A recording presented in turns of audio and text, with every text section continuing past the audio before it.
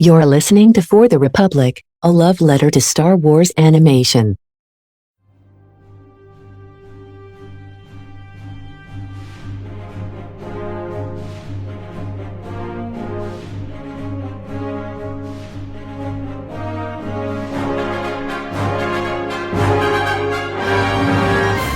Hello there. Hello, everyone, and welcome back to For the Republic, a love letter to Star Wars animation. It is Andrew and Don here once more, and we're actually, while we're still reeling from the end of Mando Season 3, it's time that we delve back into the world of Star Wars animation because we have yet to do our full discussion on the Bad Batch Season 2, and that's what we are here to do today, our belated Season 2 full discussion. If you missed it, if you're watching both on YouTube or listening on our podcast feeds, we have recaps of every episode of the season that you can check out. Don and I were on the majority of them. We had a couple fun guests along the way as well. Special mention to Jared and Caleb, aka in Yoda, who were two off the top of my head that I can remember that we had on. Those were great episodes. So you can definitely check those out if you need a refresher on the season. We had a lot of fun covering Bad Batch, but we are still in the grieving phase. It's been weeks, man. It's been a couple weeks, and yeah, we're and I'm still mourning. I can't get over Tech. Obviously, we'll be going full into spoilers on the season because we've had some time to process it. And we'll be going over what we enjoyed about the season, maybe some things that we were a little on, and our overall hopes for Season 3 now that we know a third season is coming, and it will be our last season with Clone Force 99. It's a trilogy of television. Kind of poetic that we waited until after Celebration to do our full review, because that wasn't originally the plan. But then we just got so busy with Mando and then the Celebration coverage that we were like, all right, let's just push this a little bit. Yeah, because there was a lot of Celebration news that went down. There was a lot of Celebration news that went down. But before we get into Bad Batch, I have a new segment that I just wanted to debut here. So I was workshopping a couple names. It might change over time. We'll see. But right now, we're going to call this segment Scavenger Show and Tell. The garbage will do. And pretty much I am, as some of you guys know, I am a collector addict here, especially with Star Wars memorabilia. And pretty much this segment is what I'm going to do is I've talked about, going to thrift stores and retro stores lately and having some retro Star Wars hauls. So I figured every time I do that, I'll come on the pod and I'll show what I got. Only one thing this week. Only one thing this week. But it's a good one. Because I was looking around, and the place I wanted to go to, I took my sweet-ass time, and it was closed by the time I was going to go, because it is Sunday, and things close early as of the day that we're recording this. But I did go, and I thought I was going to come up empty-handed, but I found something in the corner of my eye. I was like, what is that? Because I saw the back cover. I picked it up and I had to get it.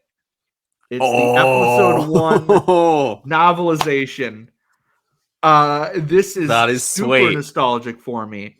Obviously, if you follow me on Twitter, you saw that I had just watched Phantom Menace 2 nights ago because I was really in need of a nostalgia boost and I needed to watch this one. If I remember correctly, I did own the Attack of the Clones novel when I was younger, so that's somewhere in storage probably. But I want to get at least all the prequel novels, especially Revenge of the Sith, because everyone says so much about it. But if this is probably a good time to switch over to the video version if you're watching, so you can click out of the audio episode and then go to the video version and then come back. But this is what I saw out of the corner of my eye was the back cover, and it was a little bit of a jump scare. I'm like, what the fuck is that? And I see it, and I'm, you see guys, He's back. Yeah, and I see Jar Jar. I'm like, what is that? And I see Queen Amidala's beautiful face, and I was like, I need to get this.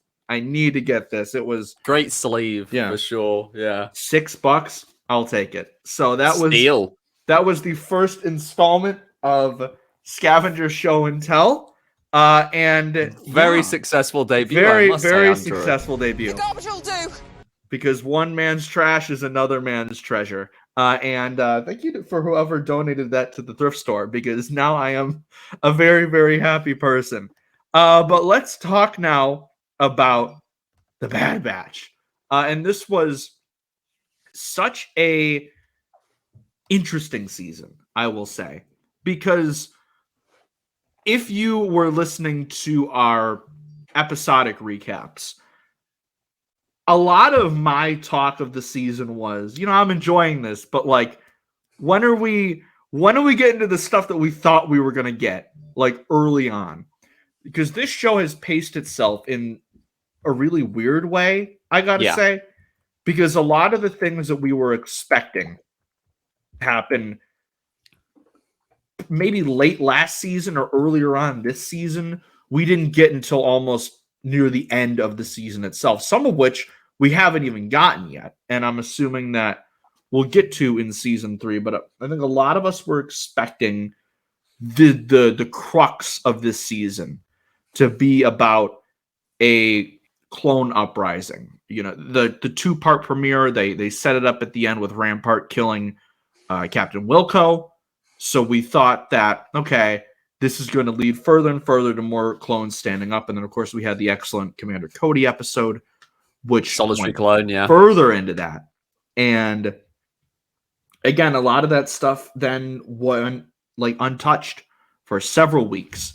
And we were like, what are we doing here? I had my several rants about Sid, which if you missed them, I'm sure I'll have more to say about Sid during this episode.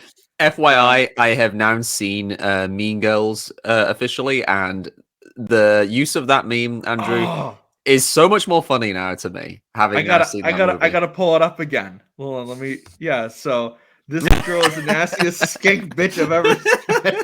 Do not trust her. She's a fugly slut. And it's just a picture of Sid. Oh no! Originally Regina George. That movie is a meme gif for I sure. love that movie so much. The first time I saw it, I was like, because I was so hyped up as, oh, this is one of the best high school comedies you'll ever see. And I was like, eh. And then I watched it again, and I was like, wait, no, this is fucking amazing. What was I on? Yeah, it's hilarious. It's like so funny. It's still. Like has aged like really, really well. So Rachel McAdams, man, she's so nice and lovely in like all of her other film parts, and yet here she's utterly terrifying. And then you've also got Amanda Seyfried, just like with just consistently being just hilarious. And then I can't go out.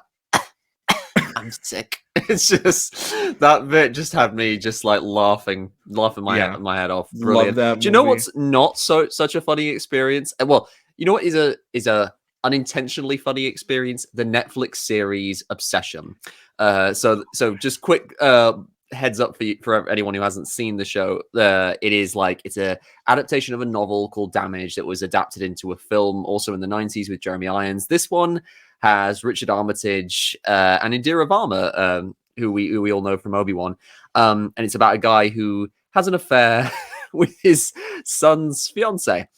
And when I tell you that, like, you would think going in with that like it would be kind of a steamy drama thing, but honestly, that show is 50% just depressing, foreboding score, and another 50% Richard Armitage going full goblin mode, sexual goblin mode on a pillow. Like, it's just that was such a bizarre experience of a show for sure, and that's all I'll say about it. Yeah, that sounds crazy. Yeah. But yeah, no, I gotta have some Mean Girls references in the episode for sure, because I hate Sid and I want to see her suffer. Love for Sid here. No love for Sid. No. I told you it was the Wookiee pelt. The minute we put 2 and 2 together, we were like, "Oh no, I've been found out. We gotta ditch her." There's a Wookiee pelt on my chair. I better make sure the kid doesn't find out about this. Yeah, for sure. They never brought it up, but you mentioned the fact that like that the whole thing with Sid, kind of dragged the show in terms of its pacing, made it kind of like a lot more of a slower paced experience, because like you said, we have the thread established with the clones fairly early on, but that does kind of get dragged out a little bit until the mid-series finale, because we are still going on odd jobs for Sid. And sorry, pardon me, but like I would say most of those stories do lead on their own to like interesting results. Like we got the episode with Gunji, which was just a really nice episode, getting to go to Kashyyyk and stuff. But it does definitely drag the pacing of the show down, because I would definitely say the second half of the season is overall stronger than the first. And even then, that's like, probably, well, yeah, from the crossing to to Plan 99, I'd say most of the strength in this season lies in its back half for sure. Because once Echo leaves the team and the dynamic is just changed completely, that's when the story just can't help but move forward. Literally from that moment, the characters are breaking away from Sid. Like literally from that point, even with Metamorphosis, like having them do that one last job, that goes sour, and then they break away completely. And it was very satisfying. For anyone who watched our recap of Pabu, you would know that it was a very jubilant moment when we learned that the Bad Batch had officially cut ties with Sid. It sure was. I was so and upset. It lasted for all of 2 weeks. Yeah. And then she was back on our screens to do the one thing that we had all predicted she would do, and that would be betray the Bad Batch, which, I still felt for such a telegraphed thing, because we all kind of assumed as early as Faster that Sid was going to betray the Bad Batch at some point. But, considering they telegraphed that so far in advance, it really still hit, especially because of the fact that it came on the heels of easily the most gut-wrenching part of the whole season, and that was Tech. Who his sacrifice was just like, I'd say his sacrifice ranks as one of the strongest character deaths in animated Star Wars. And there are so many clones, so many clone deaths who have had an epic sacrifice that it's just like, it's insane that they have pulled it off again and given us this such an emotional send off for a character who, like, back around season 1, most people would have just dismissed as being the exposition person who's just there to like do the exposition, really. So it's an amazing feat of the show, I would say. We can talk about Tech. I definitely agree with you that the back half of the season is much stronger, because while I would like, looking back at the season, there are only 2 or 3 episodes that I have mixed to negative thoughts on. The rest I really enjoy doing it. Either like, oh, I found this fun, or this is freaking amazing. Yeah. However, it's like once we hit that 2-parter with Sender Chuchi, the show went in a whole new direction. And once we hit Metamorphosis, I would say it was like, we're not taking our foot off the gas. We're going to tell great stories every week. Even to the point when Metamorphosis started, that's when we started getting the double features with Mando. There was only, and this might be a little controversial to say, and I enjoyed Mando season 3. There was only 1 week where I thought that Mando was stronger than Bad Batch. And that's saying something. Like, I liked Pabu a lot, but I think Pabu came out the same week as The Convert, which might be my favorite episode of season 3. So that's the one I'll give it the edge. But like the Zilla Beast episode, I thought was better than the Mando season 3 premiere. The Outpost, I will talk about that. And then the finale was just incredible. And that came amazing. I think that was up against the Pirate. So again, that was a really good episode too. But there was so many good things to where it actually was like kind of a blessing. Or I don't know if a blessing is the right word, but it wasn't as much of a negative as I was expecting that they had the Batch and Mando air on the same day, because I was really expecting the Batch to get completely overshadowed, not only in discussion, but also in attention surrounding the show and ratings. But it held up fairly well. A lot of people were talking about it, and people are still talking about the finale. What is it now? 2-3 weeks after it happened.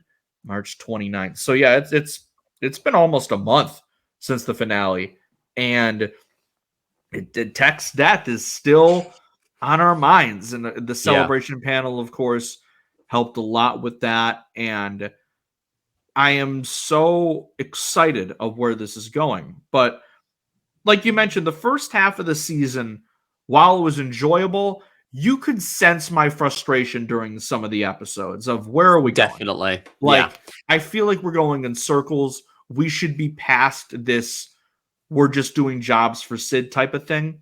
And every time I felt we'd get something exciting, we would go right back to it. And I'm like, I feel like we should have moved on from this like half a season ago. And while episodes like Faster and Entombed have some things about them that I do enjoy, and people really enjoy Faster, I seem to be in the strong minority when it comes to liking that episode. I still like Faster. I just felt that the structure and the pacing of the first half of the season was strange because you would have like episodes that felt like, okay, we're really moving the plot forward with the Imperial transition. You had the great 2-part premiere, then you had the solitary clone, and then the Empire doesn't show up for 3 weeks. And it's like, okay, so we're just going to do odd jobs. We would have episodes where half of the group wouldn't show up, like Faster, when we didn't have Hunter and Echo. And we thought, is this just going to be how a lot of this season is, where we'll only focus on 2 or 3 members of the group per episode? And then that didn't end up being the case. They were just that was the sole weird exception. So it was a little confusing. But then sorry. I was going to say, once Echo realized that in a mirror to his departure from the 501st at the during Clone Wars season 7, where he realized he'd be more important with Rex helping clones out, that's when things started changing. And we all assumed it wouldn't be a permanent departure, and that ended up being the case. But to get that extra development for the other members of the batch, to see Omega's perception of the group and of the galaxy start to change further, knowing that one of their own has left again, and the group didn't really put up much of a fight. It was great for that. And I think my favorite part of the season was that extra development for Tech and for Echo, because we had pointed out in our we didn't have recaps when season 1 was airing, but every time we've talked about Bad Batch season 1 on this podcast, it had been, unfortunately, Tech and Echo had the least amount of screen time and development last season. Yeah, and it was especially egregious with Echo because Echo was the one character who we had a lot of built-in development already. He had a lot of history going in, so you almost expect him to be kind of like the more of a POV character in a lot of instances. But like, so he was mainly just for the first season, aside from like when they infiltrate that Imperial base and encounter the TK troopers. That was one occasion where he was kind of like pushing the action forward. But for the most part, he was just kind of sort of just along for the ride, grumbling occasionally about, working for Sid and stuff. And I feel like season 2 starts off with this and kind of examines his character and shows how he cares for Omega, for starters, which was, I mean, overall, I think the Spoils of War 2-parter that opens the show it does a really good job in like just giving us the sense of where this season is going, because like they focus on both Echo and on Tech, and Tech's whole arc is like the start of his growth, the start of him evolving beyond that stereotype of just like having a rather narrow-minded view of everything, because he was very much kind of conceived as that stereotype of like, the tech genius who's very closed off, who's very and like this series was something of a blessing and a double-edged sword for like fans like us who had been seeing the neurodivergent coding with Tech. And I feel like, because like, getting that confirmation in the crossing was one of my favorite moments of the whole season. And now he's gone, and we got that representation, and now it's been taken away. But like, the thing is, like, I don't lament losing that kind of thing necessarily, because it was a very well done episode, and it really fit within Tech's character, and it really capped his arc off nicely. There's still like the part of me that would like for him to return potentially, because characters in Star Wars, like we joked about it in our Mando season 3 finale, that like we have to always put an asterisk on a character's death. Like a character can get literally, if we don't see a body, exactly, it's not 100%. But it's a character so can weird. get cut in half and fall down a big chute, and we'll be like, we don't know if he's dead or not. Character can get incinerated, and we're like, we didn't see his body. Guy can fall down a reactor core in a space station that blows up, and they can still come back somehow. So like somehow he returned. It's so weird though that we talked about Tech and Gideon, and like I would say Tex, there's more room for him to return, but I'm more set on him being dead than I am with Gideon. It's so weird because I obviously would want Tech to come back more, but I'm like, no, he's dead. And with Gideon, I'm like, I don't buy it. There's got to be another clone out there somewhere. Yeah, yeah, one with the mustache this time. Got to get the stash. It's not the real Gideon. But I think that speaks to Tech's arc throughout the season. That it was he starts so it, well like done. I said, he was basically like, from the start of the episode, he's learning to see the inhabitants of separatist worlds as more than just separatists, as like actual people who have their own, their own opinions and feelings. And realizing that his way is basically not the only way to like view things, and we get that like kind of ongoing flirtatious thing with him and Fee, which sadly went unrequited in the end. But I think primarily as well, like his bond with Omega, because we got a bit of the development. Like season 1 went very strong with Wrecker and Omega's bond, and also her bond with Hunter. The kind of surrogate father figure and the rambunctious big brother that Wrecker kind of is. And Echo's role was something of a stern but like also still loving instructor uncle. And then with Tech, Tech is the one outlier here who, she, aside from Crosshair, she didn't really have much of a bond with, and this season just really just developed that. And honestly, The Crossing is one of my favorite episodes of the season, because it was a real risk doing such a low stakes episode that has no other characters in it,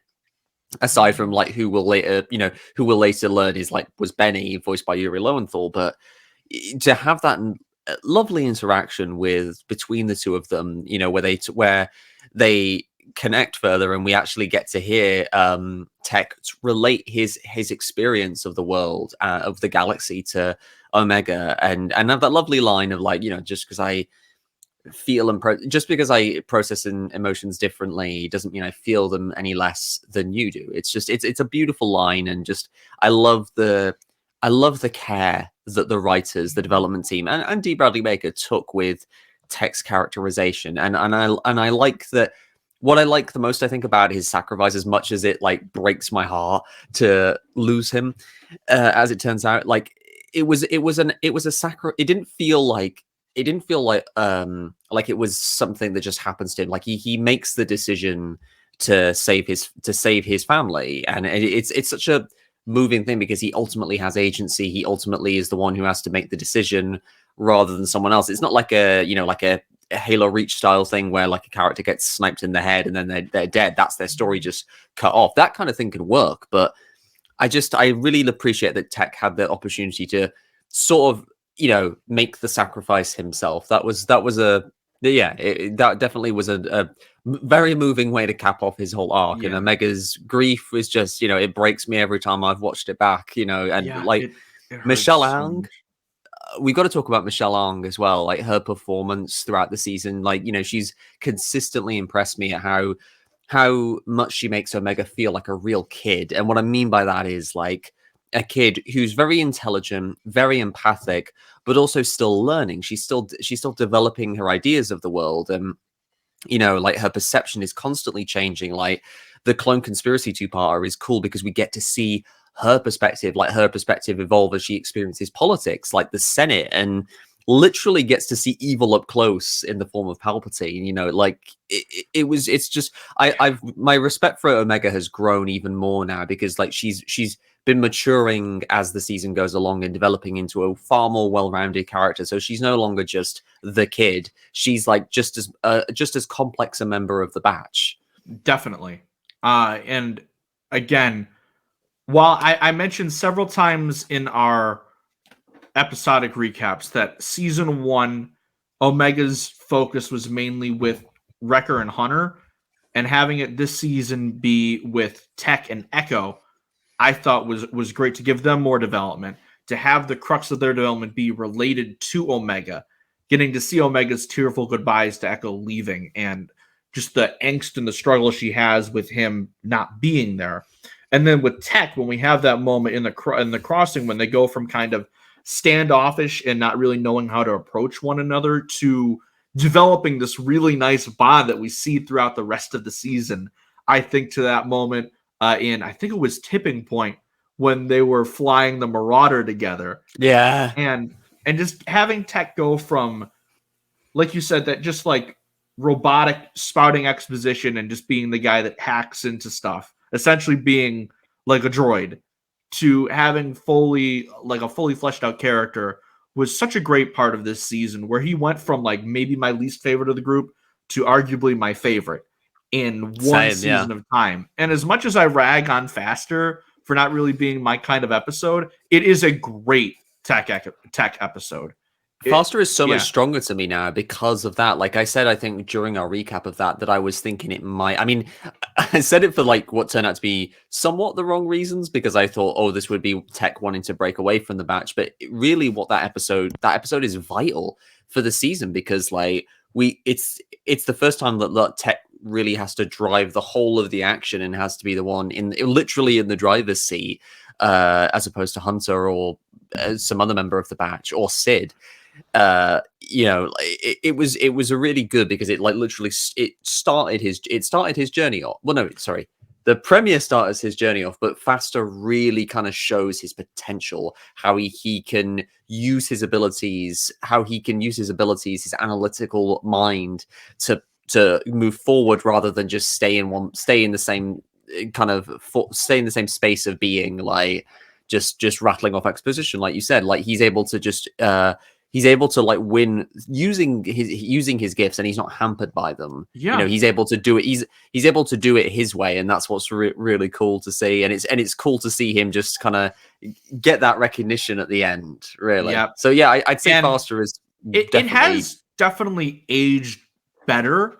Yeah. Or at least there was a lot of stuff hidden in what we thought was just a fun riot racing episode. Still should have been pod racing or the ships from Resistance. I'll forgive it if there's a riot race again. We didn't get a riot racer announcement at Celebration, but Lucasfilm, if you're listening, do a riot racer game. Like literally it's Star Wars, but it's Mario Kart, but Star Wars. Come on, yeah, like that's a winning formula. I know you're 100% right, and all of my qualms with the episode will be forgiven if that ends up being the case. But it is so cool how we had a episode where on the surface it's this fun racing episode, but it also is hidden with having the hints that Tech is going to be arguably the main character of the season, and also the first hints that Sid might end up betraying the batch. So in a way, it's gone up my rankings, and I won't call it my weakest episode of the season anymore. That has gone to a different episode, which we might discuss later. But one last moment to appreciate our fallen boy Tech. You will forever be missed. But Don, I mentioned I have a surprise for you. And this is where it comes in. Because what is a way to grieve and to celebrate life without a eulogy? And here we go. Dearly beloved, we are gathered here today to immortalize the memory of a brave clone trooper, that of Tech. Tech not only gave his life in the line of duty to preserve the Galactic Republic, he gave his life in the line of duty to protect the lives of his dear brothers and his sister Omega.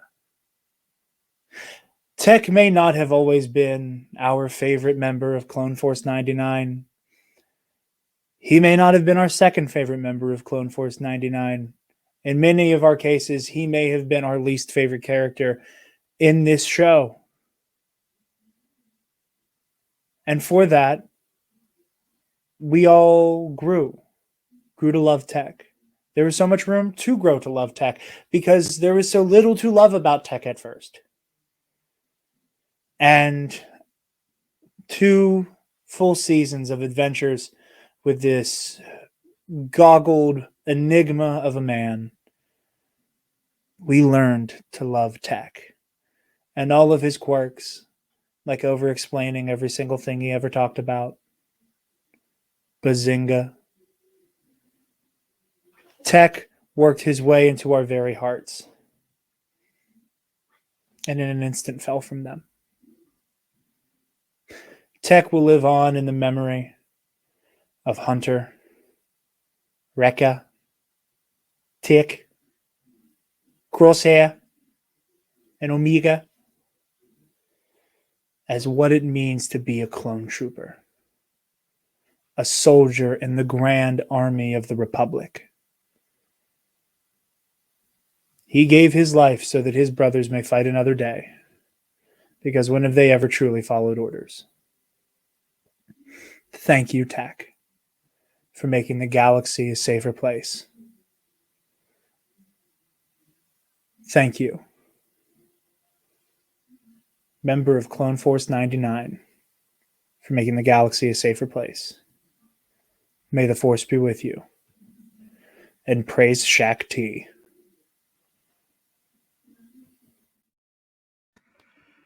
Thank you, Jared from the Nerd Academy podcast, for those beautiful words. That was the first time I saw that, was during that. To pull the curtain back about an hour before we started recording, I was like, wait, Jared, I have an idea. Can you record this for me real quick? I need you to do a eulogy for Tech. And he sent me it. And I have laughed and cried at this. So again, thank you. For thank you, Jared. For those that missed it, Jared was on for our season 2 premiere episode for the Bad Batch, and he went on a big rant about how much he just, because there was a moment when Tech like broke his leg, and he was, oh, Tech might bite it, and he was like, wait, hold on, Tech might bite it, and he just went into this rant about how he's like one scene away from just becoming Sheldon from The Big Bang Theory. And I held that against him because I was like, okay. And then the further and further I grew to love Tech, and then as soon as the finale ended, I was like, you did this, you asshole. Yeah. So that is him just making up for that. So again, thank you for the beautiful eulogy. I was tearing up. Oh, like I was saying, I was both laughing and crying during the whole of that. Thank you, Jared. But it's funny that he made the Sheldon comparison, because I made the Sheldon comparison too, because like I viewed, no offense to like Jim Parsons or like any of the people who work on Big Bang Theory, but like, just the way Sheldon Cooper just ultimately developed as a character just kind of played into a lot of like negative stereotypes around neurodivergent folk, people with autism. It's not the best. And yes, Tech was very much in danger of kind of falling into that category. And I think that's what makes his arc so great, is that he moved away from that. Like this whole, and it really goes to show how vital Omega is for the Batch. She is very much like, that's the kind of thing her and Grogu have in common, because just as Grogu kind of like changes Din, changes him and makes him a better person, like Omega is changing the Batch. She's helping them to evolve beyond the like seeming one note stereotypes that they all like kind of were conceived as, like Hunter is the Rambo type, Crosshair is the mean. That was a total accident. I'm so sorry. The Anzellans have invaded the space. They want it.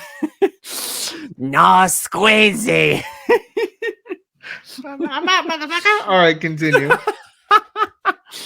Oh my goodness, yeah. But yeah, there were all those one-note stereotypes, and like to Omega is helps them all evolve beyond those roles, and Tech is the biggest example of this. He goes from seeming very one-note, and suddenly now he is this well-developed character, this really empathic figure, and he winds up, like you said, Andrew. He might even be like our shared favorite of the group. Like my favorite was Wrecker before this, and now I think I would probably put Tech alongside Wrecker just for how well developed he was and how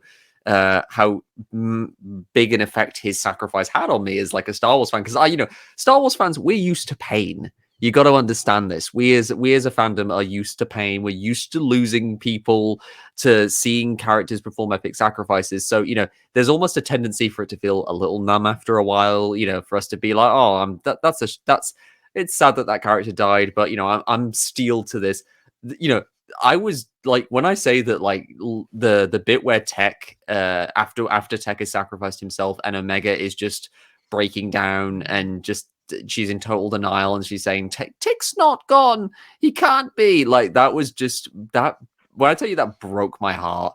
I've not felt like that around animated Star Wars since season 7, really. Season 7 of the Clone Wars, the burying the dead segment was the probably the last time that I just really just felt really powerful emotions. And I've got to give like Jennifer Corbett and the whole development team behind the series just so much credit for like crafting that so wonderfully and having such a powerful effect on me as a fan. Definitely. And I remember watching that episode, I think part 1 of the finale, and I was just thinking like, it's been a while since Star Wars animation has just completely ripped my heart out. And then it did. Because I was like, there's no way they're going to know someone's dying during this scene. Yeah. I was so wrong. How wrong we were. How wrong we were. And here I was thinking it was going to be Hunter that they were going to kill off. But you were like adamant that it was adamant. Either Wrecker or Hunter. I thought it was going to be Hunter for sure. And I was like, Crosshair. Tech and Echo are both safe, and so is Crosshair. Yeah. Was wrong.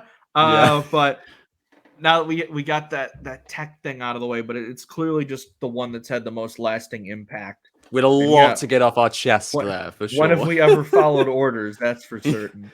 But the other thing I want to point out about this season, and when I mentioned just the weird structure of the early portions, is something that actually ended up being for the show's benefit, because the season was done in a way where the main antagonist for last season and also the first half of this season was Rampart, and we assumed that he would be the big bad for the rest of the series. Obviously, Tarkin would be like the man in the shadows, like the Emperor figure, and then Sheevy Boy literally showed up in that to put a kibosh on that one, because we go a couple episodes without a real main villain of sorts. We just get Mako, the man of unknown species. We still don't know if he's a Zygerian or not. They claim he's not. He's they a claim new he's species. not. Yeah, new species.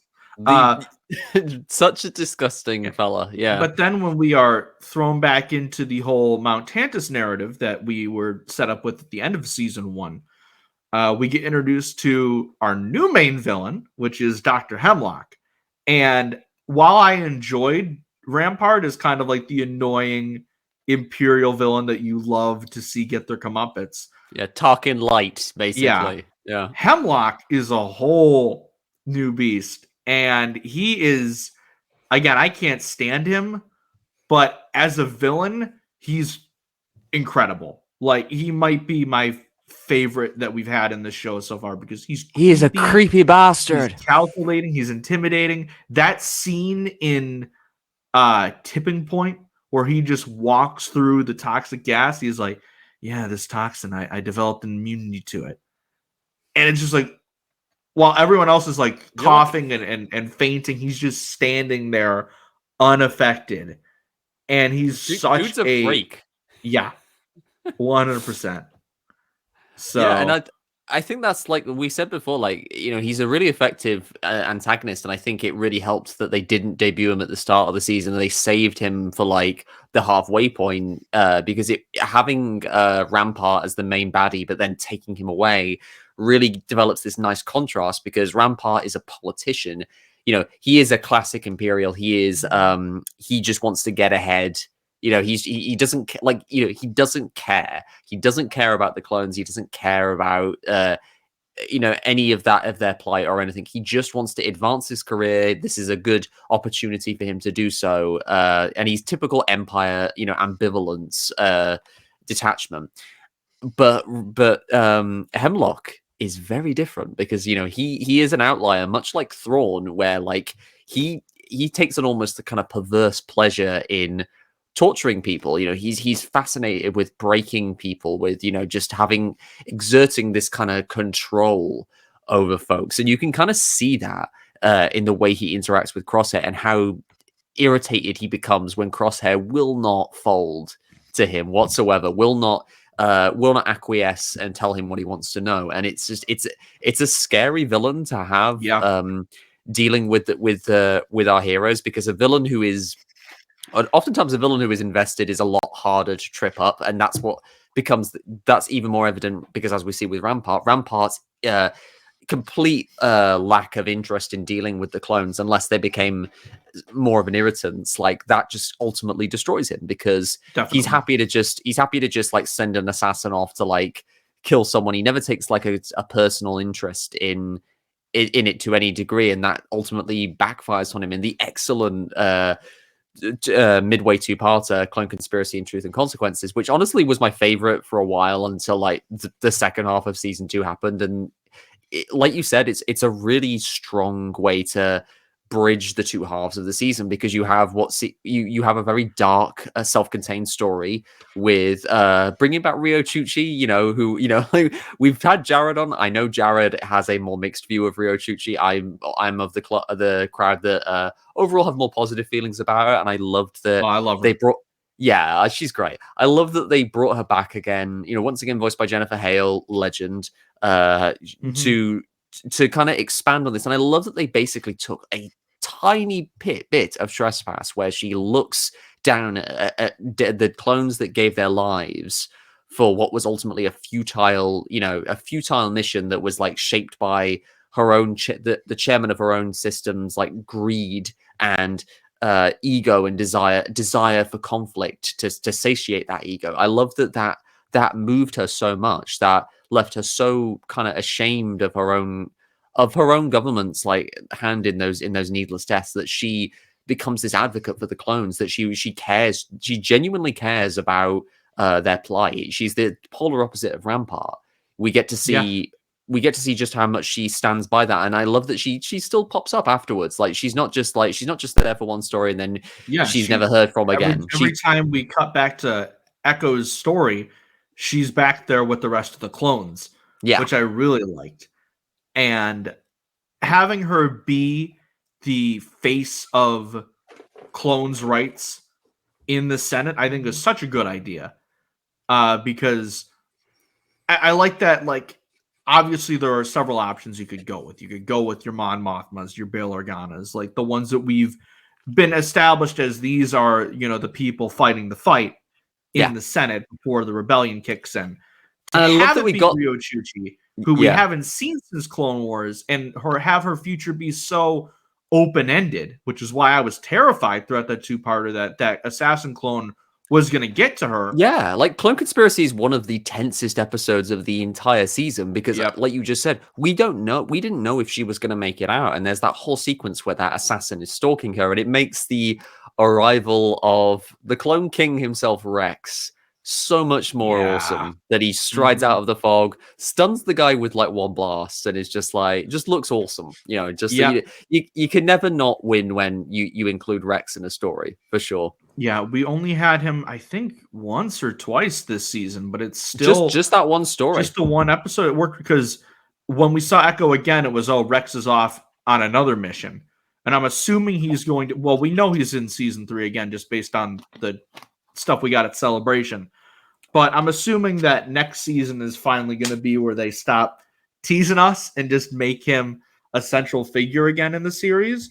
But again, the show, like season 1, did a really good job at bringing back familiar characters and not just having them be the cameo of the week, having them be important to the stories and important to the batch's development. We have Rex. We, of course, had Cody in the one episode with Crosshair, the solitary clone, which we all thought was going to Who'd have be thought? a much bigger part of the season. And hopefully it continues in season 3. But for it to And it was be just that a minor one bit. episode just shows how impactful that story was. He's going to Yeah. Tatooine, Andrew. He's going to Tatooine. He's going to hook helping- up with Obi-Wan, he's and helping that's Obi-Wan. season 2 of Kenobi. Yeah. Of Kenobi season 2. I'm not mad. They're No. making it. Damn it. They're making it. But we had Cody, we had Rex, we had Gunji, and then getting Senator Chuchi back, and there's more than I'm forgetting. And But then there is getting- the most epic guest spot of all, which of course has to be The the Zillo Zillo Beast. Beast. Yep. You know, like to quote Alex from Star Wars Explained, like Star Wars fan, like I love that Alex did that one video where it was like he like for years people have been asking me what happened to the Zillo Beast, and it's like that's one of the biggest mysteries of the Clone Wars. Like, what happened to that thing? What was the goal with that? So to just suddenly spring that on us halfway through Metamorphosis, and just basically, you know, just say, oh yeah, look, by the way, that creature, it's the Zillo Beast. You know, Yeah. we're bringing the Zillo Beast back. We're actually gonna pull on that thread and see what the Emperor wanted with it. You know, that's awesome. And I we didn't see it after that, but I presume we will get more of it in season I'm 3 assuming because even if we don't see it, I'm assuming we're going to get more detail in just why it's being held at Mount Tantus and where it's been. Because Yeah. Tantus, again, they still shrouded a lot of the elements of it in mystery. Even Yeah. though it was a big focus of the last half of the season, we still don't know exactly what Hemlock's plans are for all of these clones, why a bunch of them are being held at Tantus. We, of course, saw the assassin clone in the Clone Conspiracy, but they didn't really follow up on that much. So we don't know if it's going to be that. We don't know if it's going to be so thought that they were like going a to follow up phase with that. Zero Dark Trooper, like some have Yeah. been speculating. But real It would quickly, make the most sense for them to be Phase Zero Dark Trooper story because, like, there is that Legends thing about how they were clones who were converted against their will, which Yep. you know, and how some of them. I mean, it was very dark from what I hear, but like, it would be very. Yeah. There's a lot of like repurposing of Legends stuff going on right now. You know, we've got Thrawn, we've got the Heir to the Empire references. You know, we've had Pelion make an appearance, and I Mhm. can kind of see them drawing from that for With season 3. That would make a the lot of Tantus sense. stuff. And it would Exactly. definitely be something for Hemlock to employ to try and break the clone rebellion, to have them fight their own brothers, because you know this series has done a good job of God, repurposing Clone I'm Wars just arcs. thinking about the last time that happened. I was fucking literally about Umbara. to say, like, you know, if anything is gonna like really, you know, test Rex's resolve, it's going to be having to fight an army of his own, like a small army of his own brothers. I mean, the only other thing you could do really to like take down this clone rebellion is, I don't know, throw Darth Vader at it, which is like, I know it's a popular thing for like people, like we all like to joke about how, you know, everyone, you know, some fans are a little bit obsessed with Vader just like showing up in everything. But I do think there would be a place for Vader since he has ties to Rex, but that just depends on how integral a role Rex has in that. And I think, to go back to what you said about like there being all of these like really well done guest appearances in the show, like most of them really serve the narrative. Like it was just they really helped the characters with their development. Like, you know, Gunji really helped Omega's development, where we get to, and also Hunter's, because Hunter gets reminded once again of like what he wants for Omega, like, you know, just to have, so she, you know, for her to have a normal life. And Which you know, later leads into the whole Pabu stuff and getting a glimpse of what a life outside the war would look like for the Batch. And I do want to stay on Gunji for a second, which is, again, I loved Tribe as an episode. It did just miss out on my top 5 for the season, but it was just a tremendous episode, because not only did we get to see the Batch interact with a Jedi for the first time since Kanan at the beginning of the show, so to get them outside of the Clone Wars, but we also got to see the perspective of these two groups that were kind of pitted against each other by Palpatine's manipulations, and seeing them slowly grow to trust each other throughout the episode, because we get to see Gunji obviously be understandably hesitant to trust and work with these clones at the beginning, because they are the ones that slaughtered his people, both the Wookiees and the Jedi. So to see that and have it be Gunji and to go back to Kashyyyk, I thought was a great choice to have if you're going to have another Jedi show up in here. But again, you mentioned cameos and stuff and throwing Vader in there. You got to assume next season it is a Dave Filoni project. We've gone 2 seasons without Ahsoka. You got to assume she shows up in one episode. Or I mean, Bail is already in. Like, oh, I'm going off on my other mission, and you just see Ahsoka Exactly. like with the. I mean, we've seen Bail Mhm. Organa. Like, he also showed up during the Clone Conspiracy, voiced once again by Phil Lamar, and like having now that we know Bail is playing a role in this season, and he has that point of contact with the Batch, it would make perfect sense for Ahsoka to come into contact with them. She's definitely Especially after Tales doing of the Jedi. Exactly. She's doing rebel work. She's doing her work as Agent Fulcrum for Bail at this point, you know, for the nascent rebellion. So it would just make perfect sense to feature her in just the one episode. I think I'd be surprised if she's in the series for anything other than just one episode, because, you know, she would kind of. Ahsoka is one of those characters where she is so big that she would potentially overwhelm the narrative if she stayed for any longer. But like. It would be cool to see her. The choices that they've had so far with guest spots throughout both seasons have been smart choices. Having it be characters that are familiar, obviously, and some are very fresh on the mind, like how Trace and Rafa showed up in Bad Batch Season 1 a year after their arc in Season 7 of the Clone Wars. I love that they brought them back for that, because like there was a lot of like whinging about those two characters from, you know, Fandom Menace types, and so I just kind of love that Lucasfilm had the bravery to just go, we're not kowtowing to them. We're gonna bring these characters back because they're interesting. They represent a different kind of perspective. They help further a theme of, like, you know, the Jedi's failure and how the Jedi haven't really been there for like the little people of the galaxy. You know, it was just, and throwing those two particular characters, you know, who are two different breeds of immature, against like the Bad Batch, you know, who are all very kind of rambunctious anyway, was just a great episode. It gave us, is there an echo in here? Exactly. So. But to have it, to use characters like Depa Billaba, to use characters like Saw Gerrera, Fennec, Cad Bane, who obviously we're going to get super excited about, but for some of them we hadn't seen. Like, when Cad Bane showed up in the Bad Batch, this was before Book of Boba Fett. So we hadn't seen him in like 8 years. It had been a very long time since we had seen Cad Bane. And the way they use him for the story, I've really enjoyed. The only time that I felt it ran into, like you said, the chance that Ahsoka could overshadow everything was when the Syndulas showed up.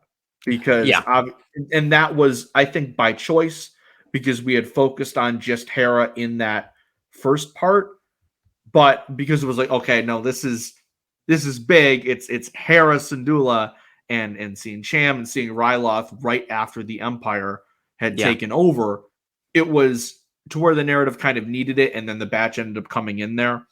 But with Ahsoka, if they don't do it like how they did with Senator Chuchi this season or Hera last season, where they do it in a 2-parter and she's just there for one episode, they got to do it in a way, like you said, where it doesn't just become the Ahsoka show for one episode and then the Batch are also there. Like, you got to do it in a way where it handles both. And so far with the show, I think they've handled their guest spots in a good way, to where it's not only fan service, but also helps move the story.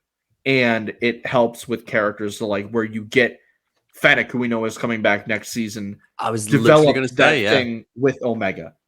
So, do you think Fennec is going to help Omega and Crosshair get out of Mount Tantis? Because that's a good Nala question. Se is the one who hired her, and she did say, you know, call me again, basically, if you need help.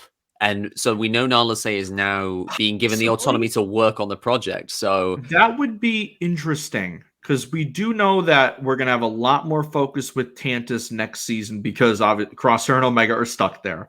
They really ended full Empire Strikes Back with this season of getting us just completely broken, defeated, the group separated. Yeah, and they literally ended it on a family twist, on an I Am Your Father style twist. So I assume several of us had seen coming. Yeah. Emery Carr, I called it. Emery Carr is going to be like the person on the inside that will probably help them escape, and potentially, I would like to see her join the crew, but we'll see.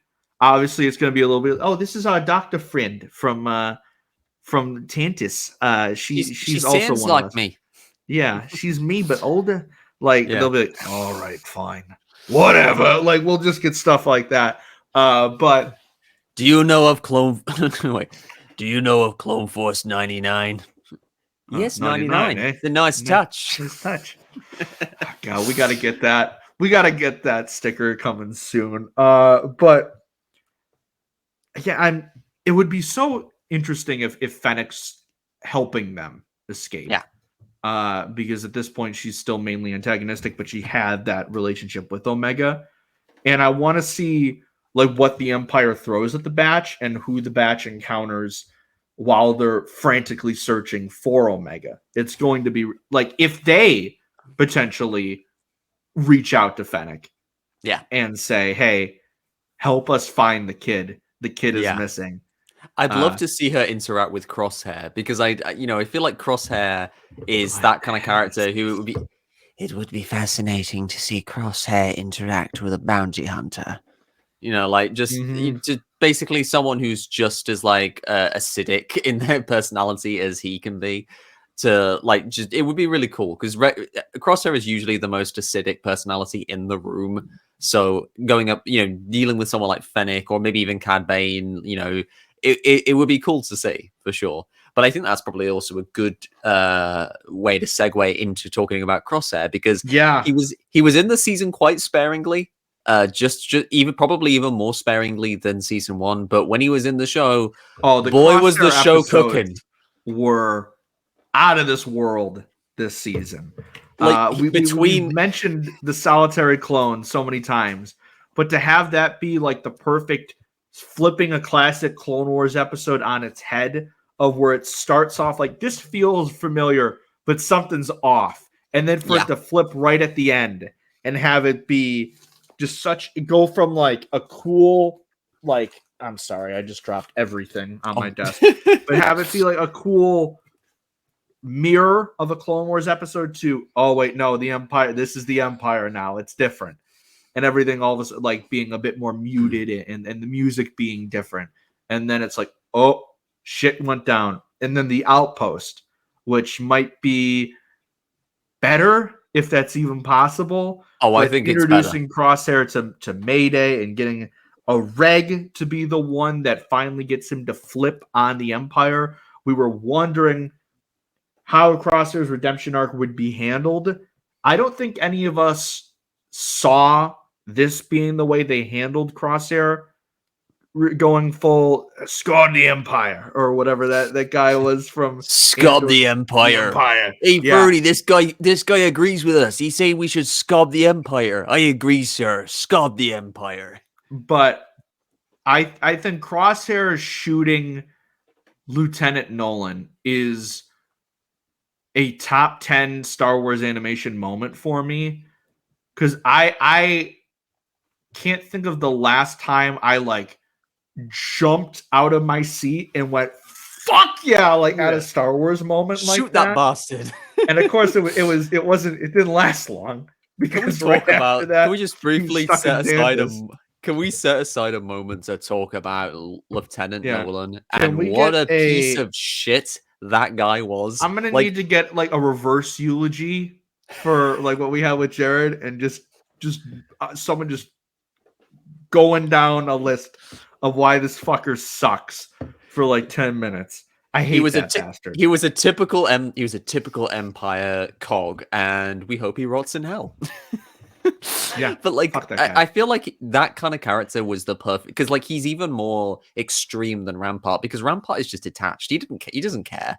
He doesn't care at all. But like Nolan is irked by having to work with clones. He's like, Rampart couldn't care because he viewed himself as so superior to the clones that he didn't he didn't need to feel threatened by them. But Nolan is that classic Imperial taken to an even further extreme, because he is so threatened by what he is taking over and stamping out. Like you can see the way he bristles at like dealing with Mayday, when Mayday shows his actual field experience and his actual leadership against Nolan, who is just so clearly just inexperienced in dealing with this kind of thing. And to have him be so cold towards the clones, like he goes from being just irritating to completely contemptible in the space of that episode. And to have, like you said, Crosshair just finally just lose patience and just put him down is just like, it's a top 10 like fist punching moment in terms of like Star Wars animation, because it was incredible. And because like that whole episode, like you said, is just, it's really well conceived, because like you said, like none of us I think expected Crosshair to turn on the Empire like that, like to have 2 episodes, like, because in season 2 he has 2 episodes, and the second of which puts him through such the ringer, so like both physically and emotionally. And then just, it's the only way I think he could have ever even considered turning on the Empire, to really put him through everything and show just how little the Empire values him.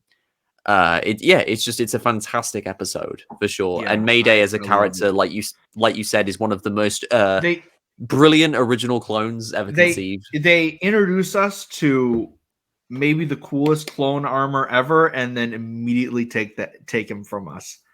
I'm not forgiving you, Brad Rowe and Jennifer Corbett. Like, this is not cool. Why would you do that? If not Why for would Tech, you do that that? would be the biggest loss of the season. I know. For sure. And the way they Yeah. handled his death, of where it could have been easily avoided, and you had Nolan that, nah, he's a clone. He's not worth our medical attention. He's not worth the equipment. He's not worth the source. Yeah. And then And to have him, and to have him stand over Crosshair beforehand and just say, like, and just basically tell him flat out that, yeah, you're expendable. You are, the moment you exceed your purpose in our eyes, we will drop you. You will basically, this is basically going to be you. Like, Mayday serves as this kind of horrifying realization. He's saying the quiet stuff that the Empire is doing out loud. Like, he's the more extreme version of Rampart's bigotry towards clones. And I'm saying that as a guy who literally shot a fucking clone to cover his ass up earlier in the season, where I'm like, he's worse than that guy. Because he's such a little wimp. Like he's like a more extreme version of that Imperial governor in the Solitary Clone, who's just such a little wimp. Oh, I hate that guy. Clearly shouldn't be in charge, and that little bastard just turns the whole narrative around by being so unmagnanimous in being released. You know, it's so classic Empire. You know, he was released in good faith by that world's ruler. You know, another character that we got introduced just immediately that I liked was Tawny was Ames. Very cool. Tawny Ames, she was a really cool character, and her castle was such a cool location. I kind of gasped when I saw it, because it was like such a different kind of location that we don't usually see. Well, in terms of castles and stuff, it's a more kind of, well, it was just different. It was just a different cool location for sure. There was a lot of cool, like, episode, I guess you can call it episode of the week characters this season. You had the old guy from Sereno in the premiere. Teo, Malegi. Got to get you Malegi, Teo. You had everyone from Pabu. Benny as Barrow, well. Who I'm seeing. I don't know why I'm seeing thirst edits of Benny on TikTok. That's a child. That's a child, guys. Yuri Lowenthal. I mean, he's got a cool voice. I mean, we know it's Yuri Lowenthal, but like, like, come on, like, we know it's Yuri Lowenthal, but he's still a kid. It's like, oh, the neck tattoo is enough, but like, no, that's a child right there. But no, and then how could we forget the Rogue One connections in the finale with Krennic showing up, and then also Saw Gerrera, who's in timeout. Yeah. I know Mo defended him last time she was on, but he's still in timeout. I won't blame him I won't say he is solely responsible for Tech's death, but I'm mad at him for getting in the way of the batch's plans, and for, like, you know, the way that scene is written, because I agree with Mo. Like, I think I'd like to see Saw. I don't want Saw to just solely become a problem and an obstacle for the other rebels, because he's more interesting as a complex character, and he's one of those characters that throws a wrench constantly in the binary good, bad, light side, dark side dynamic of Star Wars. But he's definitely like his whole presence there, like how he comes in and his whole focus is on just hurting the Empire, just wanting to like take the Empire down, and how like he doesn't really accomplish his goals. He winds up he takes a few stormtroopers out, but he doesn't really hurt the top brass, which was his total mission. And even if he had taken Tarkin off the board, like, yes, that might have been a massive win for the Empire. But as we've seen, the Empire, like this series did such a great exploration of the Empire as a system. Like it actually kind of piggybacked off of Andor quite nicely, because Andor was incredible at exploring, how a fascist system works and how it grinds people down, and literally shows how it appropriates people as cogs in their machine. Yep. And like we see this here. We see how they will just, if someone becomes a liability, they will just cycle them out. I mean, it kind of reminds me of the Tory party over here in the UK. If one of them messes up, one of them gets caught out for being a bully, they just kick them out and they replace them with someone even worse. Swell Braverman. But yeah, like the Empire must be something in the air over there. I don't know. He's coughing or something. But like the whole this got very political. But the stuff with the Empire, I was just really impressed with. I liked how the show committed to showing that ideology, and how, like, again, we've talked about how all of the cameos serve the narrative, and this is where we get to the sheav of it all. Sheevy Palpatine showing up to remind us just how the Empire functions, how, like, we think the heroes have won, we think Rampart has been caught red-handed, he's been exposed, and then Palpatine shows up and spins the whole thing like the master manipulator that he is. He's both a brilliant politician because of how he's able to spin this to his advantage, and also incredibly sinister as well. Like, it's just brilliantly done. It's a brilliant cameo from Palpatine, and to have Ian McDiarmid there doing the voice, talking about characters. Shout out to Ian McDiarmid for probably showing up in the booth, doing his lines in like one take, and then probably immediately getting his check and leaving. Oh, the man is a legend. He's awesome. Like every time we hear, even though he's getting older now, every time we hear the Palpatine voice, it still is like the older he gets, the more it works. The more it works with Palpatine. The guy's like.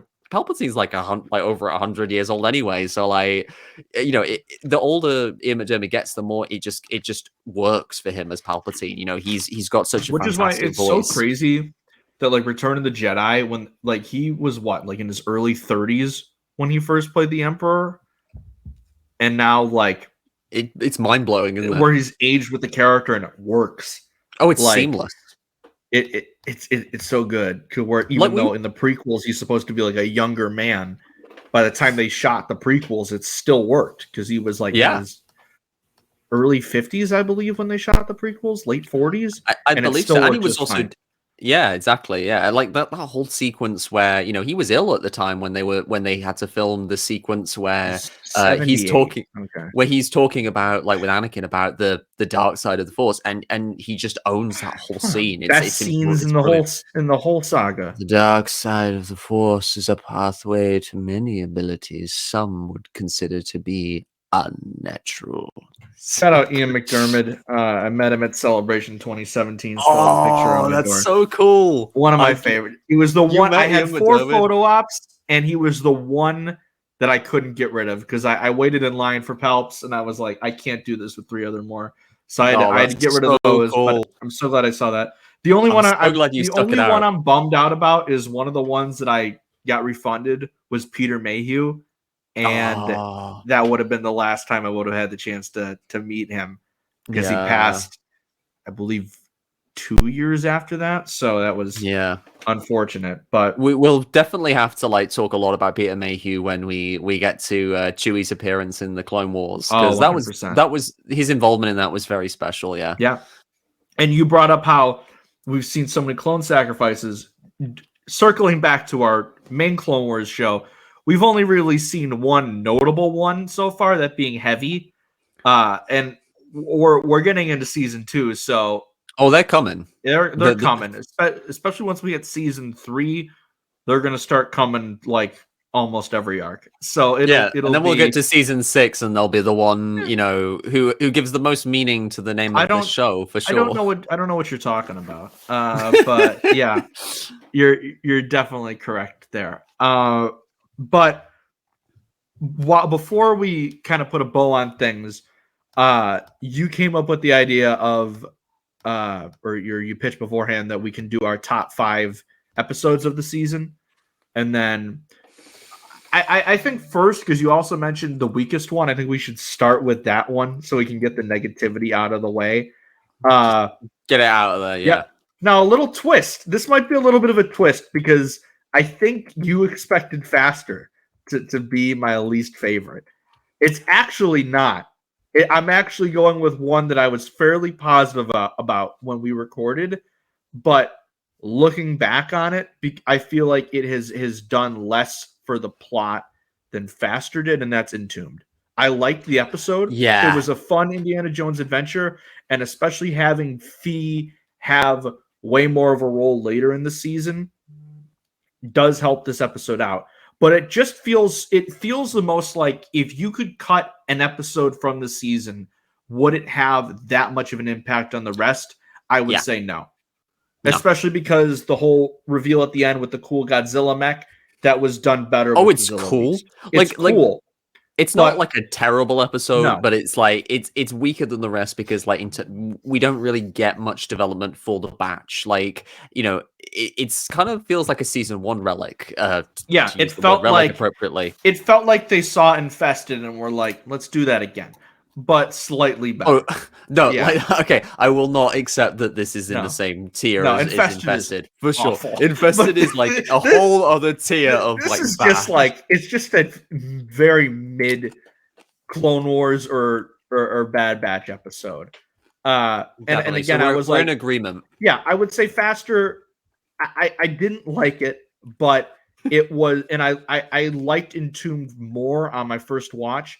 But again, I was like, if I could cut one episode out from the season, I would cut Entombed out, just because Faster helped more with tech, and we got way better free episodes later on with Pabu and all the ones related to it. So again, it's like, yeah, having Fee and Omega have that connection here helped a bit, but at this point, Fee's character was just essentially Sid, but voiced by Wanda Sykes. So once she got further character in Pabu, it helped a lot more. But that is kind of where she started to feel more distinguishable as a character. Exactly. Really. And became someone I actually like, unlike that fucking bastard who I hope we never sees the light of day again. I'm going to quote my brother, Commander Dyer here, who had his own quote for Sid, which was a Mama June looking lizard. I'm going to find the full quote. I'm finding the full quote now. Hang on. Yeah, he had a. My brother has a pure white hot burning hatred for Sid, for sure. Yeah, no, he loathes Sid. Like Sid, I don't think anyone. I think there's like, I don't think there's a single person who does like Sid, if I'm being honest. There's like one person on the SWE Discord who came in and it was like, I like Sid because of how unlikable she was in the show. Kick them from the server if I had mod powers. Be like, that is not. We're not doing that here. Oh my god. But while you find the quote, I can just get started on my list. And then you can jump back in for that one. So going from 5 to 1, I had Metamorphosis at 5. Again, the Zillow Beast episode. I found the quote. Sorry. Okay, go ahead, and then we can. This is the quote from Commander Dye, my brother Anarin. That raggedy ass, Mama June looking motherfucking Grandma Lizard can burn in the fiery pits of Mustafar. I agree with your brother. Everything he said there, get her out of there. But yeah. For my list, sorry to Rhea Perlman. Like just to be clear, Rhea Perlman, nothing against you. Nothing against Rhea Perlman. She voiced the hell out of that character. She did a great job. Sid the character can go. Sid the character and Sid the amount that she held the narrative of the show hostage for like 1.5 seasons can go. I mean, But I yeah. say that she's probably gonna be in season 3. No. She's either gonna be in season 3 to get her redemption, or she's gonna die. It's gonna be one of two things. I won't be on that week. But yeah. So my number 5, as I said, was Metamorphosis. This was the one where we went full on with Hemlock being introduced as the villain, Mount Tantus being a thing, and of course the Zillow Beast. And the way that the episode ended, we really got the confirmation that the Batch were going to say peace out to Sid, and them sending the information to Echo and Rex, and really realizing that, hey, they have to stay in this fight. Was a great episode. My number 4, we decided to keep the 2-parters kind of together for the most part. So my number 4 is the season finale. It's strange having it be this low, but I think just because of what was ahead of it, it has to be the case. When do we ever follow orders? That's all you have to say. Great way of ending it. Top tier line. All-timer episode. Perfect hook to the next season. But again, that's just how the cookie crumbles. It has to be at 4. Number 3 is the Solitary Clone. It was, when I watched this episode, I said that was one of the best animated episodes of all time. I still think that. Perfect Crosshair story. Somehow not the best Crosshair story of the season, though. It's insane thinking of that. Number 2 is another 2-parter, The Clone Conspiracy and Truth and Consequences. I think this might be, in any other season, it might be easily the best. It reminded me of peak Clone Wars, getting that kind of political thriller aspect of Star Wars, having it back here. I really enjoyed. Getting Senator Chuchi back was an amazing, amazing thing. Having Rampart have the rug pulled from under him in unceremonious fashion, and then Echo leaving to go on his own adventure with Rex, I thought all worked great. But number 1 is The Outpost for me. It's up there with episodes like the Honorable Ones from Rebels. It's up there with some of the best Clone Wars episodes. It's a perfect Crosshair story with far and away my favorite moment of the entire series, which is Crosshair taking out that bastard. So that's my list. Don, what do you have for Lieutenant? Yeah, brilliant. So good. So yeah, I'm gonna have a couple of honorable mentions before I move ahead, and my honorable mentions are Metamorphosis for all the reasons you mentioned. It was so awesome seeing the Zillow Beast again. It didn't make my list mainly because I felt like the development of the Batch were mainly passengers in that story. But it was really cool, and somehow Lama Su returned. I thought for sure that guy was dead, but it's nice that he's back. I forgot about that. Yeah, he's back. Yeah, he's back. Hopefully we'll see more of him as a political prisoner in season 3. That would be interesting. And we also got just briefly, we got the Kaminoan senator, Halle Bertoni. Yep. Such a George Lucas name that she's named after she's named brilliant. But remember, Star Wars isn't political. Oh, Star Wars isn't political, guys. Star Wars is political. There's no politics, no Easter eggs, and definitely no screws. No bricks, nothing. Yep. Yeah, no bricks or screws. But yeah, my honorable mentions are Metamorphosis and Faster. We've talked about that Pat Faster a lot. It's a great episode for Tech.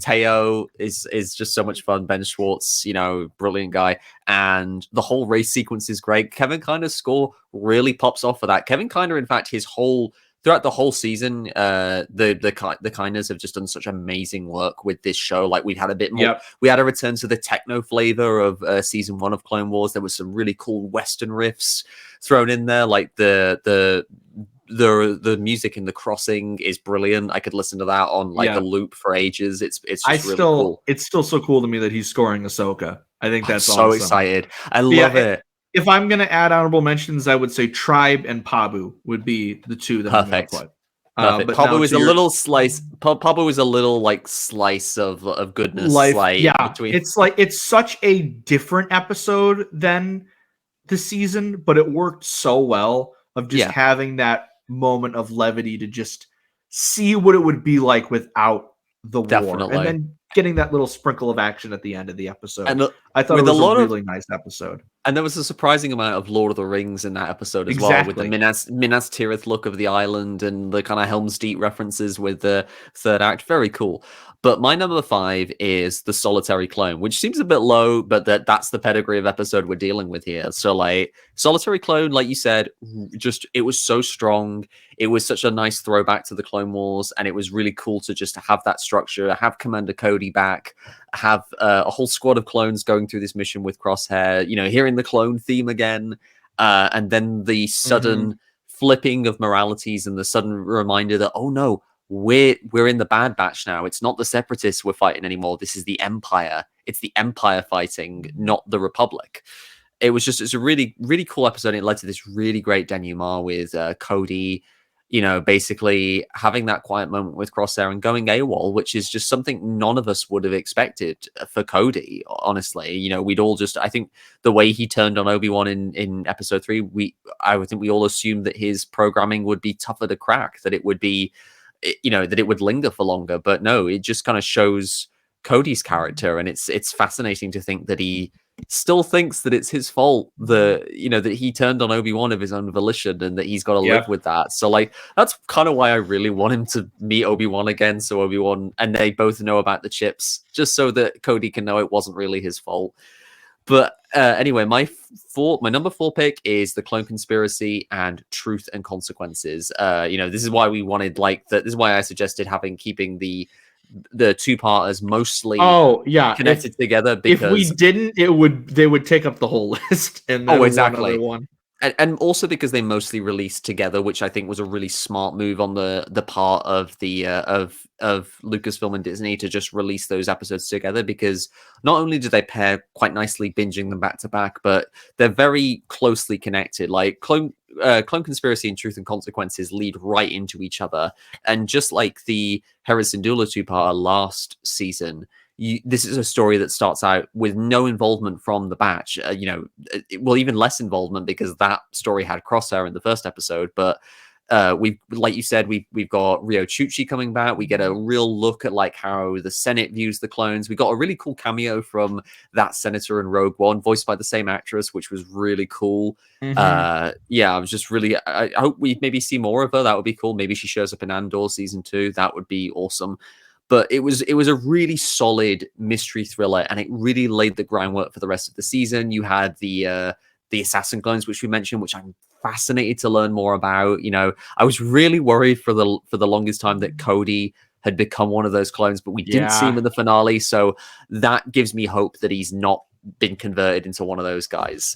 So that's a blessing, at least. And we got that really nice emotional moment where Echo suddenly leaves to be with Rex, because of course he would. Like, it's such an of course moment to have Echo just be like, well, you know, I've got to join with Rex, because, and it's again a really good arc, because you have the Batch go through this whole mission, seemingly win, and then the villain and then Palpatine twists it, and it turns out they've actually just done him a favor. It's like it goes from being victorious to gutting in the span of like minutes. You know, we get the victory of Rampart, but then we realize just how small potatoes it is in comparison to what Palpatine is able to do. So it's a really good mid-season arc. And again, it was top of my list several weeks ago. But like, again, we're dealing with a really strong pedigree of episodes. Number 3 is The Crossing. And I'm surprised that I actually had stronger feelings about this overall, because when I'm ranking episodes, I try to go not just with the story and characters, but how the emotional takeaway I had with the episode. And I feel like this episode has aged the best out of all of the single episode stories. It is ostensibly part of a 2-parter, because the Batch get their ship stolen by Benny, which leads into Retrieval. But Retrieval is so self-contained, really, that it doesn't feel like a 2-parter. So I'm just keeping it on its own here. And with The Crossing, like as we said, we have this like really self-contained, low-stakes story with the Batch just being trapped in a cave. You know, you have this great metaphor. You have this brilliant metaphor with the material they're mining, the Ipsium, how it's unstable, you know, much like Omega is currently, how it's volatile, and it has to be treated with care, which is a great metaphor for Omega's emotional state after losing Echo. And we get this great moment of of bonding between her and Tech, which just has aged so well and just is like such a important moment in the season because without it, Tech's death in the end of season 2 would not hit nearly as hard as it does, and Omega's subsequent grieving wouldn't be so heart-wrenching to watch otherwise. So it definitely ranks highly for me. Number 2 is the finale of the Bad Batch, the Summit and Plan 99. I've got to go with it because the Summit is a really good start to the two-parter. You have the Batch hitting the ground running. You get this really cool peek at like the Empire. Like as you said, we get Krennic showing up, and we get these other Imperials. We also see just how arrogant Tarkin is again. Like Tarkin. I love to hate Tarkin because he's such an arrogant bastard. He's iconic. Peter Cushing, amazing. But I can't. There are days where I'm like, you bastard, man. But yeah, it was a really good start. And then Plan 99, it lays the dominoes, and then Plan 99 knocks them all over. You have that amazing cable car chase after the encounter with Saw, and then you have the just gut-wrenching sacrifice that Tech makes, and just the way the episode just keeps barreling ahead, and just the feeling of there's no going back now. Like from the moment we get the betrayal from Sid, which does surprisingly hit with a degree of emotion, and doesn't feel just like it was just like nothing. It actually hits, and we have that. I remember clearly the moment when Wrecker is being held at gunpoint by Dr. Hemlock. I was like, wow, yeah, this feeling, there's no going back now. We're in completely uncharted territory with the show. It feels very Empire. It has a very Empire Strikes Back ending, like you said. It leaves the characters forever changed, and that's a good thing going into season 3 because like now we have to go to new places. We have to further the emotional states of the characters, because like if there's one criticism I could probably levy against season 2, it would probably be that Hunter has something of a stop-start arc, and that's where the whole pacing with Sid really harms the show overall, because like Hunter doesn't really get the chance to grow much aside from occasionally going against his instincts to help people that they're supposed to like help people like Gunji and the Wookiees. And I think it's only when we get to like Parbu and Metamorphosis and the back half of the episodes that he's allowed to maybe progress more. So this will be interesting to see him in season 3. But yeah, overall, as we've said, it's a great way to cap off season 2. I think it's overall an even stronger finale than season 1, if I'm being honest. And then number 1, just like you is The Outpost, because it's such a powerful episode.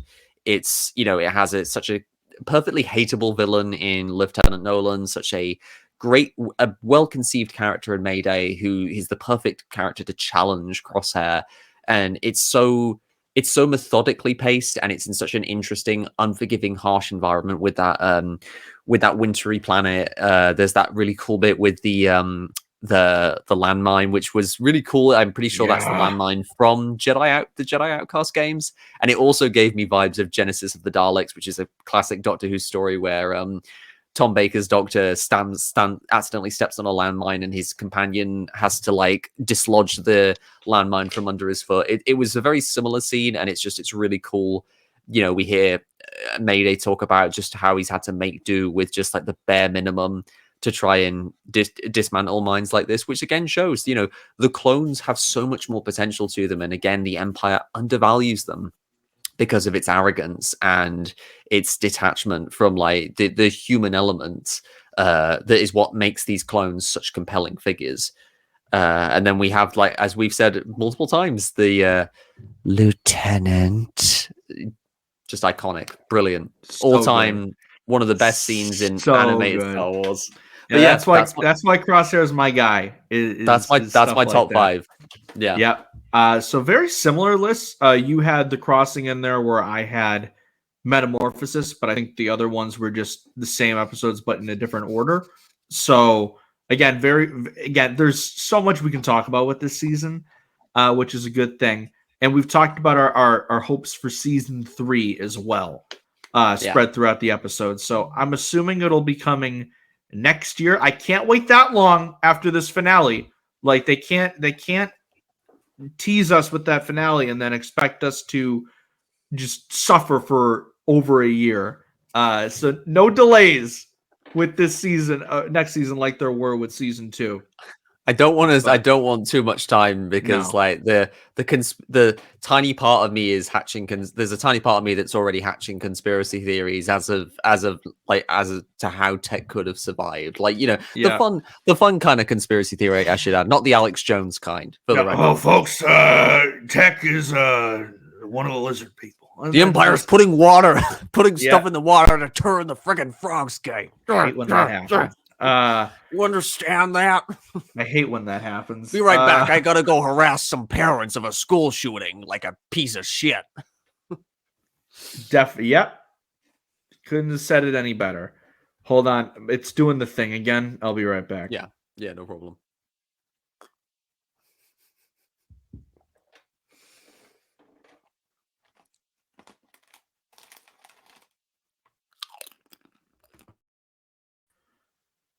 If we're wondering, could we go one episode without technical difficulties? The answer is no. But it is what it is. There's so much that I am looking forward to with next season. I was really pushing the whole Crosshair redemption for this season. So I guess my thing for next season would be Crosshair come home, which, oh man. I was so confident the day that episode was. He doesn't know about tech. We've got to watch him react to tech. Oh no. But I was so confident the day before the finale. Like, I made tweets, I was posting TikToks like, Crosshair's coming home. It's the only thing I need from the finale. And then nope, that did not happen. So you gotta come home. And I guess my sub thing would be Clone Force 99 member Emery Carr ? It's the only. I just want to see new clone armor. That's like the only thing I want to see. And I'm also think Emery Carr has been. Sorry, yeah, go. Oh, the only thing I was going to say is I'm hoping that the entire season isn't the saving of Omega and Crosshair, because I want to see some moments where they're fighting together as a team, and it's not just the one episode at the end. Like, I want to see like a good half a season of Crosshair back on the team. I don't think they could keep Crosshair and Omega on Mount Tantis for the whole season, because I feel like it would need to happen at least within the first like quarter, I think, of season 3, depending on like where the story's going. Because, like, you know, I'd be surprised, because it would lead to something of a static third season, and I feel like after the season 2 finale, we need to just be in motion perpetually. And it would be 2 animated shows in a row where it would kind of end on the same thing, because Resistance season 2, of course, wasn't supposed to be the last season, but it ended with the character that Tam, who had jumped to the First Order, returning to the good guys, and then that was it. That was the end of it. I haven't seen Resistance. I just spoiled for the viewers. Oh no, that's fine. The whole show. Well, Andrew, we have still got 6 seasons of the Clone Wars. Yeah, we got a lot. 4 seasons of Rebels, and however many like runs of Tales of the Jedi, and we've got Visions. So we've got a while. We got a while till we get Resistance. So, but like it ended. I'm probably going to have forgotten about that. We never got to see full. Well, we did get her redeemed, but we never got to see her like be back with the crew, except for like the last quarter of the finale, and it was only a half-hour episode. So I hope we don't get that again with Crosshair. Plus, I don't want the crew separated this long, man. Like, just like a good 4 or 5 episodes, I'll take it. All 16, no, we're gonna have an issue. I have seen some speculation that this is because I think they mentioned it was gonna end this chapter. So it's very possible that we will get like a spin-off show that's centered on Rex's rebellion. You know, like, it would be interesting, really. I could, because after, like, with the clone characters they've set up and the distinct designs, you could just have a whole season that follows these characters and lets the batch retire. I want to see more of that Fireball guy. I want to see more of that. He's so cool. Fireball is so cool. I want to see more of him. But even then, it's too risky. I need them to reunite in this show, because if that doesn't happen, then yeah, no, I still need it to happen. Yeah, Nemec, but not Definitely. the one that got killed. The other one. Not the one who's everyone's like yeah, biggest secret crush from crush, Andor. yeah. Secret crush from Andor. Yeah. But Got to bring that back. let's move on before I start crying again. Thank you, everyone, for joining us for our Bad Batch Season 2 review. Full look back and discussion on the season. Again, as I mentioned earlier in the episode, we did recaps for every episode of the season. So if you want to go back and relive the adventures of Clone Force 99 with us, you can check those out on both the YouTube channel and the podcast feed. All the episodes will be up there. Special thanks to Jared for coming in last moment and sending us that tech eulogy. You can find him at Dark Jedi 2552 on Twitter. And of course, check out the Nerd Academy podcast. They just posted a new episode of Knights of the Nerd Republic earlier today at the time of recording. And I believe our buddy Count Chikiti is on that episode as well as normal. So check that out. They talked about the Mando season finale. And he was also on earlier this week for our episode of the Mando season 3 finale, which you can check out again on our YouTube page and wherever you get your podcasts. Don, where can the people find you? So you can find me on Twitter at Donovan Mead, where I tweet about Star Wars, Doctor Who, Marvel, and occasionally politics. You'd never be able to tell from this episode. No. You can also find me. I don't know what those are. You can also find me on TikTok and Hive under the same handle at Donovan McComish, as well as Instagram at Donovan_McComish. And like Connor and Andrew, you can find me on sweditor.ig.com as well as the SWE Discord server. So on sweditor.ig.com, we write articles pertaining to Star Wars, and we also do SWEF Fiction, which is a series of Star Wars fan fiction stories, both webcomics and short stories that we try and like adhere to what is considered canon within the current Star Wars timeline, but we will also try and lift some elements from Legends if we feel they fit the story. I've written one story that came out in June of last year. It is called Scars of War. It stars a clone trooper called Blister, who 5 years after Revenge of the Sith encounters a Jedi survivor of Order 66. It was a really fun story to write. If you like Star Wars and pain, then I'd recommend giving it a read. As for the SWE Discord, we also we've started holding events like trivia again. We just had one earlier today, in fact, which I came the runner-up. My brother Commander Dyer came first. The prize incidentally was for a Sabine Funko Pop, which we both have a Sabine Funko Pop. So it ultimately just went to Star Wars Dude, who came in fourth after the initial chaos of the top 3 people not being able to accept the prize. Was it that one, or was it the? So it's that new one. Okay. Cool. Yeah, it was the new. It was the new one. Yeah, I'm seeing it on the Discord, and I have blue-haired Sabine, and then I also have the new one. So I was like, man, if I woke up in time for that, I would have. But it's the helmeted Sabine, yeah. And we also have the last thing is we also are restarting our book club in weekly episodes starting from the second week of May. We are going to be doing weekly read-throughs of Heir to the Empire by Timothy Zahn, the debut of Grand Admiral Thrawn, in meetings that are going to be hosted by Austin at SWE Austin and Mike at all_Star Wars. Awesome dudes, both of them. Book club. We had book club before that ran mostly during 2021 and a bit of 2022, and it was a really fun experience to just bond with everyone. You know, For the Republic in its current form probably wouldn't exist without book club, because that's where I met these awesome dudes, and we got talking, and that's how this beautiful thing happened. So yeah.